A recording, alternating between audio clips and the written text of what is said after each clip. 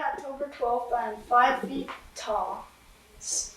My whole name is Jacob Wetterling. My favorite food is... He told us to put our bikes in the ditch and lay down, and then we did that. He asked them their ages. Jacob answered 11, and these two boys were then told to run away. It was a brisk October night in 1989 when three young boys were racing home on their bikes coming from a video store along the rural farm roads of St. Joseph, Minnesota. The wind danced through the hair of the young boys, and the echoes of their laughter intertwined with the vast emptiness of the fields. It was a trip that should have taken less than 15 minutes, but only two boys would make it home that night, while one remained trapped in time. The disappearance of Jacob Wetterling sparked one of the most extensive searches Minnesota has ever seen. A swift investigation followed, but it would be almost 3 decades before we finally found out what happened after Jacob was snatched from the rural road that fateful night by a real-life monster. Welcome back to the chilling realm of True Crime Expresso, where we voyage deep into the abyss of solved and unsolved crimes and brooding mysteries spanning the globe. In today's video, we will descend into the icy abyss of the infamous Jacob Wetterling case. Join us as we pull back the shadows on the fateful sequence of events surrounding the vanishing of the 11-year-old boy. We'll explore how this 27-year-old cold case was finally solved, how the clues missed in the initial investigation could have changed everything, and how this tragedy changed the entire world forever. Jacob Erwin Wetterling was born on February 17, 1978, in the serene town of Long Prairie, Minnesota. Jerry and Patty Wetterling proudly welcomed him into their family, and he was a shining ray of joy in their lives. Growing up amid a loving tribe consisting of his younger brother Trevor and two sisters, Amy and Carmen, Jacob basked in numerous outdoor excursions and games. As the second oldest, he had a unique role. He wasn't just a little brother or big brother, he was both. His mother, Patty, once an educator, was now a dedicated, nurturing presence at home. His father, Jerry, a chiropractor by profession, worked to provide for their family. Settling in St. Joseph, tucked away on a cul-de-sac called Kiwi Court, their home was their haven. St. Joseph was a gem from a bygone era where safety and community were intertwined. In the 1980s, it was a quaint town housing less than 3,000 residents. Nightly lock checks weren't a norm, kids played freely after sundown, and crime remained a foreign concept. So peaceful was life here that the local sheriff didn't even feel the need to bear arms. Guided by the spirit of such a town, 11-year-old Jacob navigated through 6th grade at North Junior High in the year 1989. Simple pleasures of life enjoyed his patronage, from his affection for peanut butter and guacamole to his enthusiasm for hockey and football. The Raiders, more than just a team, were an integral part of young Jacob's world, with Marcus Allen, their star running back, being his idol. His fondness for Allen was such that his cherished pet dog was named Marcus, often flaunting a stylish Raiders jersey. Fishing was a source of delight for Jacob, often taking to the waterside with his father, Jerry. Fellow explorer and sibling Trevor frequently shared his exploits. His mother, Patty, always cherished Mother's Day thanks to Jacob's heartfelt drawings that served as a reminder of his pure, joyous spirit and their strong bond. In Jacob's universe, the world was an adventure, brimming with exciting prospects. However, even the sunniest days can be clouded over. A shadow was slowly descending upon their tranquil world, set to forever change the quaint town of St. Joseph, marring their idyllic existence with its grim presence. In the early twilight of October 22, 1989, a Sunday that would etch itself into the annals of a tranquil Minnesotan community, young Jacob planned a day of bonding with his father. Their excursion began with a serene fishing trip at dawn. Afterwards, they retreated home to indulge in the thrilling spectacle of their beloved local team, the Minnesota Vikings, battling it out against the Detroit Lions. With the thrill of their team's victory still fresh, Jacob and his father treaded the frost of a community ice skating rink for a round of carefree fun, a perfect adventure for a spirited 11-year-old. Later that evening, his parents Patty and Jerry had dinner plans with close friends in Clearwater, a mere 20-minute drive from their St. Joseph residence. Upon the departure of their parents, Jacob invited his best friend, another 11-year-old named Aaron, to join their little party. Together, they feasted on pizza, reveling in the spookiness of horror flicks until the day turned to night. Resisting the urge to retire, Jacob, around 9 p.m., rang up Patty with an adventurous idea and asked, "Could we ride our bikes to the video store downtown?" Despite Patty's concern over the dark night and the prospect of leaving little Carmen unattended, the boys presented a convincing case. Their plan was to wear reflective gear and wield strong flashlights. As for Carmen, they would get their teenage neighbor to pop over and babysit. After a later call to their lenient father, Jerry, the permission was granted. A mile's ride didn't seem troublesome. The boys seemed to cover all bases. It was supposed to be a simple errand in the night. But as the boys set off, little did they know, their plans would be enveloped by the ominous question, what could possibly go wrong? And so, our young trio, Jacob, Aaron, and Trevor, embarked upon their journey towards the Tom Thumb convenience store. Their trip itself was uneventful. They got some more snacks, mounted their bikes, and began heading home. The road was a familiar one, shrouded in darkness, uninhabited, yet comfortable in its familiarity. As the wind playfully ruffled their hair, they had no thoughts but of the imminent joy of their movie night. Just as they were about to take the turn leading to their cozy abode, a stranger in a mask ambushed them, a startling sight in their otherwise familiar setting. They were only 2/3 of their way home. The stranger menacingly wielded a revolver, commanding the boys to toss their bikes into an adjacent ditch and lie down on the roadway. Next, he demanded their names and ages. Trevor was the first to gain freedom from this ordeal. The masked man directed him to make a run towards the woods, his life hinging on obedience and not looking back. With Trevor out of sight, it was now Aaron and Jacob's turn to confront the foreboding figure. Much like Trevor, Aaron received his freedom ticket under the chilling threat of a bullet, leaving Jacob alone with the shadowy figure. It was only when Aaron assumed he was at a safe distance that he dared to look back. But Jacob and the unknown man had vanished. And tragically, this would mark the final moment Jacob was seen. Upon reaching home, a panicked Trevor and Aaron immediately sought refuge with their neighbor, relaying the horrifying encounter. The police were alerted without delay, and they set up their post at the Wetterling's residence, commencing the search for Jacob. By the break of the next day, the high-stakes nature of the case warranted FBI intervention and the participation of other corresponding agencies. As part of the sweeping manhunt, helicopters flew overhead. Volunteers rummaged through the terrains on board ATVs and horsebacks, clinging on to the hope that their beloved Jacob was nearby. The unity of the town became evident during this heart-wrenching time. It was a collective effort in the truest sense. Searches were orchestrated, flyers featuring Jacob's face circulated, and residents shared in the Wetterling's grief by sending flowers to their household. The seemingly small town had but one goal: bringing their young Jacob home. In the chilling autumn nighttime of October 25, 1989, a beacon of unity shone in St. Joseph Church.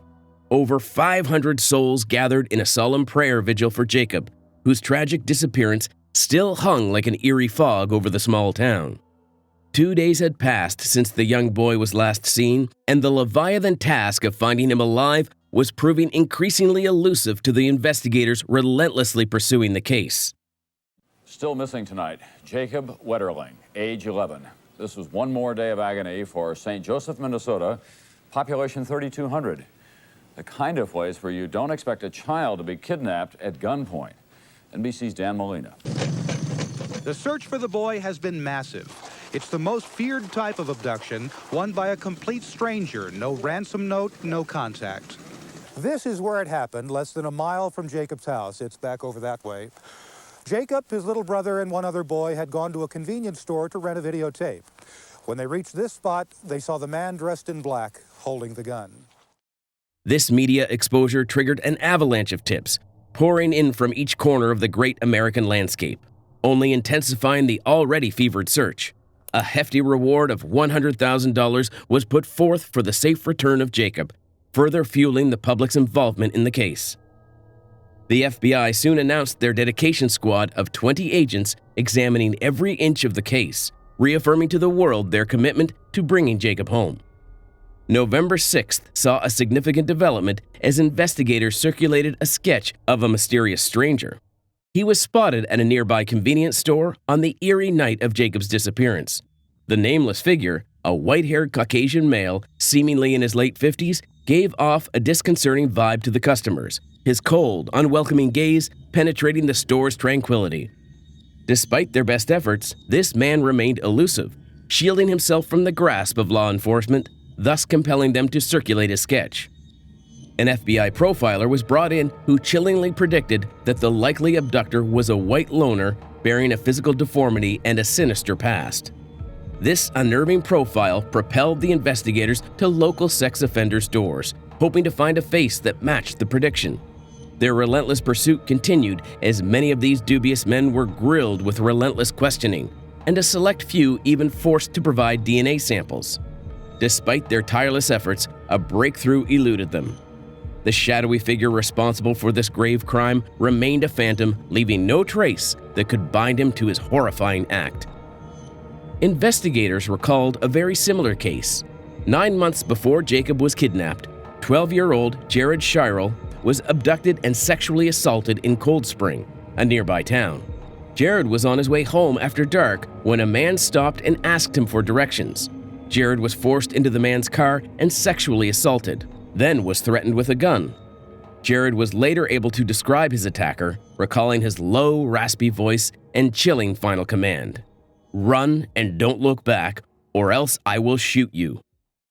6 weeks after Jacob Wetterling was kidnapped, the FBI announced there was another victim. And these facts match up with Jacob's abduction. 9 months before Jacob was taken, a 12-year-old boy named Jared was walking home at night in neighboring Cold Spring. This guy stepped out of the vehicle, approached me from behind, said, "I have a gun, I'm not afraid to use it." The man, who had a police scanner in his car, drove Jared to this remote site, sexually assaulted him, then let him go. I was dropped off and told to run, don't look back, or he would shoot. It's a threat almost identical to the one described by Jacob's friend, Aaron. He grabbed Jacob and then he told me to run as fast as I could into the woods or else he'd shoot. But Jared hadn't been the only boy assaulted during this time. In fact, there had been a string of attacks on young boys. Turning back the pages of this labyrinthian case, we're drawn towards certain pivotal missteps that happened during the initial stages of the investigation. It was on October 24th, 1989, when a sophomore from a local high school, shoulder to shoulder with his father, strode into the heart of the Stearns County Sheriff's Office with a story to tell. The teenage boy told an investigator that nearby Painesville there was roughly 8 assaults of young boys in the last 2 years.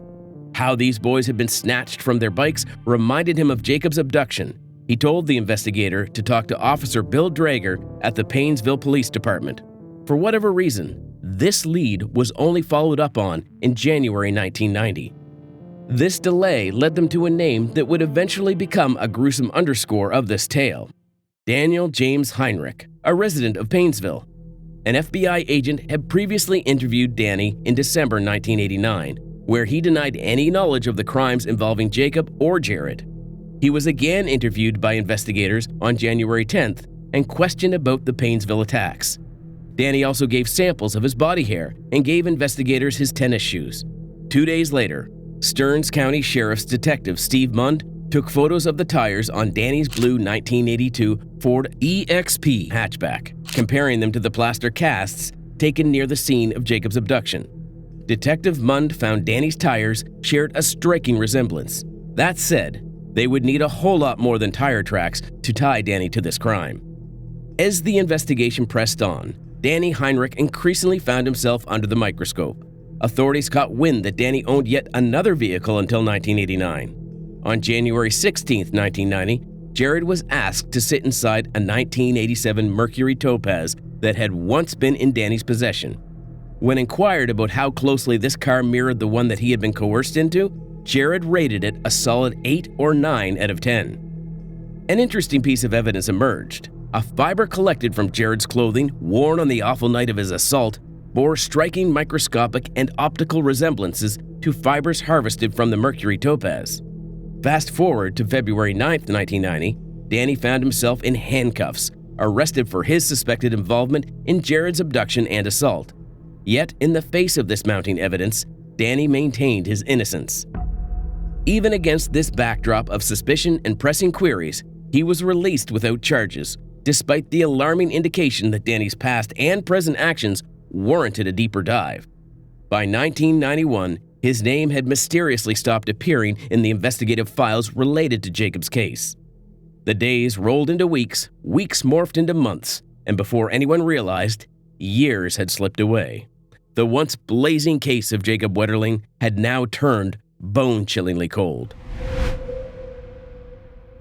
Throughout these harrowing times, the Wetterling family found some solace in the unwavering support of their tight-knit community and the widespread empathy flowing in from across the nation. Yet beneath this band of solidarity lay their shattered hearts, crushed by the unbearable weight of the loss of their beloved child and sibling. On January 16, 1990, the Wetterlings announced plans to establish the Jacob Wetterling Foundation. Their aim, to enlighten society about the devious tactics employed by criminals to abduct children, and to arm everyone with the necessary countermeasures for safeguarding their innocent ones. On September 13, 1994, Congress put into effect the federal Jacob Wetterling Crimes Against Children Act. This act, manifested as the inception of the system of sex offender registration we recognize today, mandating every state to uphold a sex offender registry.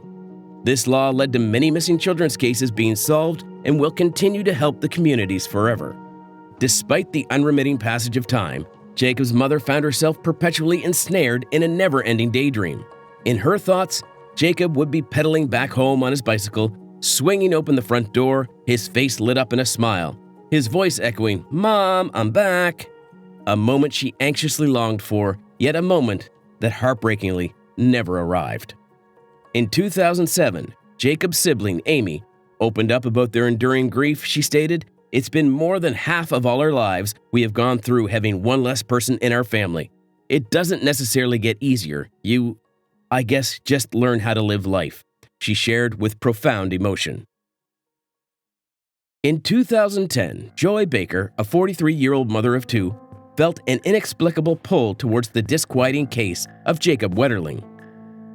One day, she found herself turning the ignition on in her car and setting off for the abduction site in St. Joseph.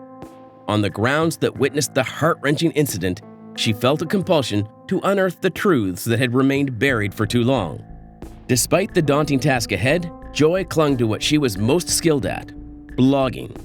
On October 23, 2010, she inked a heartfelt post titled, "Where Are You, Jacob?" on her blog. This emotive homage to a boy who had vanished into thin air 21 years ago, unbeknownst to her, marked the commencement of a journey that would consume a significant portion of her life, spiraling her into a whirl of events she could have never anticipated. Hours spent in the dim light of her study, she sifted through heaps of police records and yellowed newspaper articles, analyzing out even the most minuscule of clues about the case. Her painstaking efforts bore fruit as she began to notice discrepancies in the original investigation. Credible leads had been ignored, crucial evidence mishandled, lost, or overlooked altogether, and even key eyewitnesses had been left uninterrogated. In her deep dive exploration, Joyce unearthed detailed evidence, dedicating a whole segment keenly to examining weather conditions and lunar phases on the night of the abduction. Her findings raised a critical point, suggesting that the visibility for any potential witnesses could have been significantly hampered. A moon barely awake wouldn't have cast enough light to spot a car during Jacob's alleged abduction, thus placing the event under the blinding cloak of night. As Joyce journeyed further down this unsolved mystery, she was led to someone who had been a part of the original investigation and whose case had been connected to Jacob's.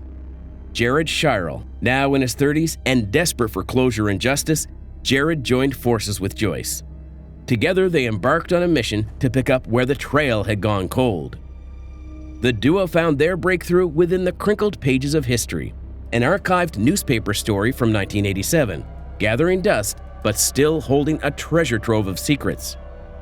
The old report detailed a chilling series of abductions and assaults on young boys ensuing between 1986 and 1987. This information would take their investigation into a new direction and just possibly bring them closer to unlocking the mystery of Jacob's disappearance.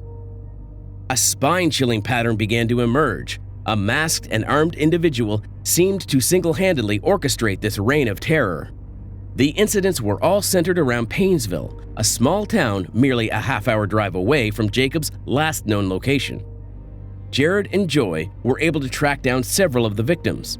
Once innocent boys, now grown men, they too yearned for resolution and justice for the horrors they'd endured in their past. Suddenly, Joy's blog was thrust into the limelight, igniting a media frenzy as her documentation of the case went viral. The police found themselves submerged in a torrent of potential leads, and tips came pouring in.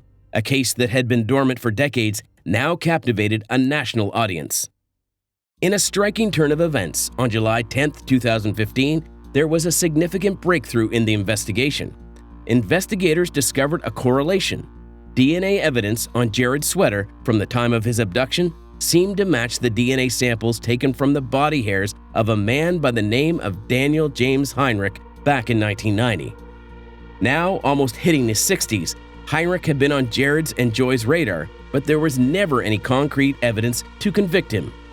Fast forward a few weeks to July 28, 2015, when investigators launched a raid on Heinrich's home. They weren't able to unearth any direct links to Jared or Jacob's cases, but they found something deeply disturbing: 19 binders that held explicit images of underage individuals. As the wheels of justice turned, a sealed criminal complaint was placed against Heinrich on October 27, 2015. Although the statute of limitations had expired, Heinrich was charged on 25 counts of other crimes. He was then arrested, where the case then went to trial. The prosecutors managed to negotiate a plea arrangement with Heinrich's legal counsel. This led to a pivotal reveal on August 31, 2016, when Heinrich guided law enforcement officers to where Jacob Wetterling's body had been concealed. The location was on a farm barely a stone's throw from Paynesville, around 30 miles away from St. Joseph, not too far from where Heinrich lived at the time. Finally, on September 6, 2016, Heinrich admitted to his unspeakable crimes in court. He confessed to the abduction, assault, and murder of Jacob Wetterling, along with the kidnapping and assault of Jared. In an eerie narration of events to the courtroom, Heinrich unveiled the chilling account of what took place on that horrendous night. As he cruised down a solitary road, his lights caught the reflections of 3 boys cycling, their flashlights piercing through the darkened surroundings. He positioned his vehicle into a driveway, lying in wait for the boys to pass by.